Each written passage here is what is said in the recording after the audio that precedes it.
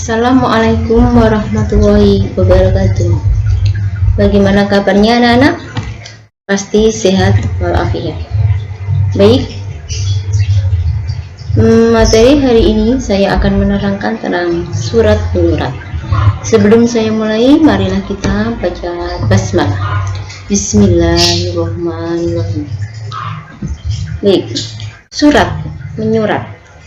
Pasti kalian tidak asing dengan kata surat. Sebelum mempelajari lebih jauh, mari kita baca kompetensi dasarnya terlebih dahulu, yaitu pertama, mengidentifikasi informasi dari surat pribadi dan surat dinas yang dibaca dan didengar. 2. Menyimpulkan isi dari surat pribadi dan surat dinas yang dibaca dan didengar. Materi dan tujuan pembelajaran yaitu siswa mampu mengidentifikasi informasi dari surat pribadi dan surat dinas yang dibaca dan didengar, dan siswa mampu menyimpulkan isi dari surat pribadi dan surat dinas yang dibaca dan didengar. Dari kata surat, kalian sudah paham apa itu surat.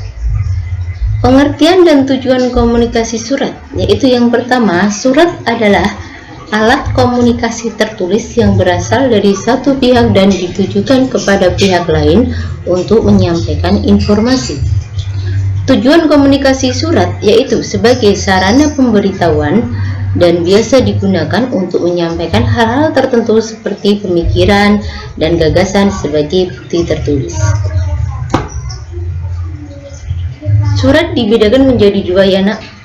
Pertama, surat yaitu dibagi menjadi dinas dan surat resmi, dan surat pribadi atau tidak resmi. Surat dinas adalah surat yang dikirim oleh perorangan atau lembaga kepada perorangan atau lembaga lain yang berisi hal-hal kedinasan, biasanya bersifat resmi dan dinas. Bahasa pun yang digunakan baku. Surat pribadi adalah surat yang ditulis untuk seseorang atau untuk instansi. Ada dua jenis surat pribadi, yaitu yang pertama surat pribadi perorangan dan surat pribadi resmi. Di sini dijelaskan surat pribadi perorangan yaitu contohnya seperti surat yang ditujukan untuk teman atau keluarga. Surat pribadi resmi yaitu surat yang ditujukan untuk instansi atau lembaga. Perbedaan surat resmi dan pribadi.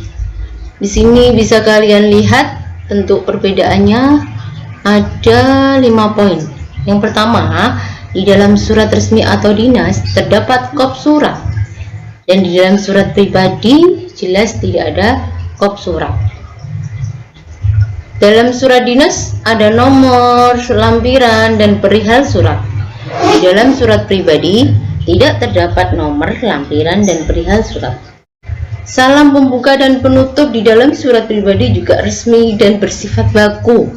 Tetapi di dalam surat pribadi salam pembuka dan penutup bervariasi, tergantung kalian menggunakan pembuka dan penutup dalam surat pribadi. Bahasa yang digunakan pun baku dalam surat resmi, tapi bahasa digunakan dalam surat pribadi bebas dan santai. Yang paling terpenting di dalam surat pribadi, anak-anak, di sini terdapat cap dan stempel. Di dalam surat pribadi tidak terdapat cap dan stempel. Paham ya? Semoga yang saya terangkan sampai sini bisa kalian pahami.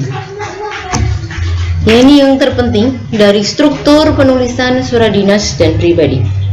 Surat dinas terdapat 9 struktur atau bagian, di dalam surat pribadi terdapat 6 bagian. Bab surat yang pertama, 2 tempat dan tanggal pembuatan surat, nomor, perihal, lampiran, dan yang keempat alamat yang dituju. Yang kelima salam buka, isi surat, penutup surat, salam penutup, yang terakhir nama pengirim surat. Di dalam pengirim surat di sini tertera jabatan, tanda tangan pengirim, dan stempel yang sangat penting. Ini yang membedakan dari surat dinas dan surat pribadi. Bisa kalian lihat di sini surat pribadi ada 6 poin. Langsung tempat dan tanggal pembuatan surat, nama penerima surat, salam pembuka, isi, Di dalam isi ada paragraf pembuka, paragraf isi, paragraf penutup, dan salam penutup, nama dan tanda tangan penulis surat. Di sini bisa kalian lihat contoh surat pribadi. 6 poin tadi yang saya jelaskan, langsung tempat dan tanggal pembuatan surat. Ada 6 poin. Kemudian alamat yang dituju di sini, salam pembuka, isi, salam penutup, dan nama terang.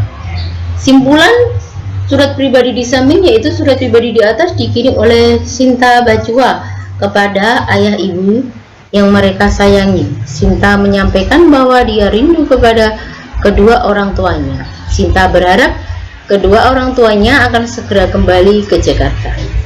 Ya, bisa dilihat ini contoh surat pribadi. Tahu perbedaannya tadi ya?